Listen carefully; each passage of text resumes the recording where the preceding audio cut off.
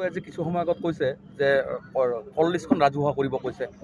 মোকো ফোন কৰে মাজে মাজে অখিল গগৈ মই কথা পাতি থাকে কল লিষ্ট আৰু কি ফোনৰ কল লিষ্টখন আপুনিও বিচাৰিলে পাব। কল লিষ্ট ৰাজহুৱা কৰিব নালাগে। মোৰ মোবাইলতে ফটাইতে চাওক, মোৰ মোবাইলতো অখিল গগৈৰ নাম্বাৰ ছেভ আছে। কিয় ছেভ ৰাখিম?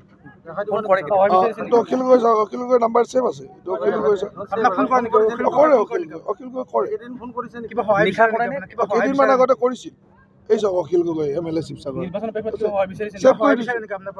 নিৰ্বাচনো হয়। কিয় কৰিম? তেওঁ নিৰ্বাচনো হয় বিষয়ৰ কথা নাই। অখিল গগৈ মাজে মাজে ফোন কৰে, তেওঁৰ সমষ্টিৰ কিবা কামৰ কাৰণে ফোন কৰে, এইটো কাম কৰি দিব লাগে। এতিয়া তেওঁৰে ৰংঘৰত ইমান ডাঙৰ প্ৰজেক্ট কৰি আছোঁ টুৰিজিম ডিপাৰ্টমেণ্টৰ 27 কোটি টকা শিৱসাগৰত আমি কাম কৰি আছোঁ টুৰিজিম ডিপাৰ্টমেণ্টৰ। এতিয়া তেওঁ মোক ফোন নকৰিলে কাম হ'ব নেকি?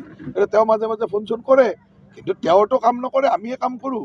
তেওঁ এনে ফোন চোন কৰি ক্ৰেডিট ল'বৰ কাৰণে ফোন কৰে, তাতে গৈ কয় এতিয়া মই কৰা কামটো তেওঁ গৈ তাতে কয় যে মই অমুক কৰিলোঁ। এনেকৈ কয় আৰু আমিও আৰু MLA মানুহ কয় আৰু ক'ব দিওঁ। কিন্তু ৰাইজেতো জানে এইটো হিমন্ত বিশ্ব শৰ্মাই কৰিছে বা মই ডিপাৰ্টমেণ্টৰ মন্ত্ৰী হিচাপে মই কৰিছোঁ। তেওঁ সেইবিলাক ক্ৰেডিট ল'বৰ কাৰণে মাজে মাজে ফোন কৰি থাকে। মুঠতে কিমানখন আসন পাব? 12খন 100%। বাকী দুখনত প্ৰতিদ্বন্দ্বিতা। কোন দুখনত? নগাঁও আৰু ধুবুৰী। যোৰহাট জিকিব? যোৰহাটত আকৌ কিয় সুধিছে? যোৰহাট আমি বহুত ভোটত জিকিলোঁ। আনুষ্ঠানিকতা বাকী 4 তাৰিখে আনুষ্ঠানিকতা হ'ব। আমি 12খন জিকিলোঁ।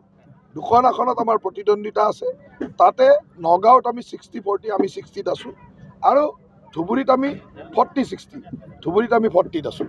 এতিয়া 60-40টো জিকা বুলিয়ে ক'ব পাৰে। এতিয়া 13 হ'ল আৰু 40টো কিবাকৈ 51 কৰিব পাৰিলে জিকিলোঁ আৰু।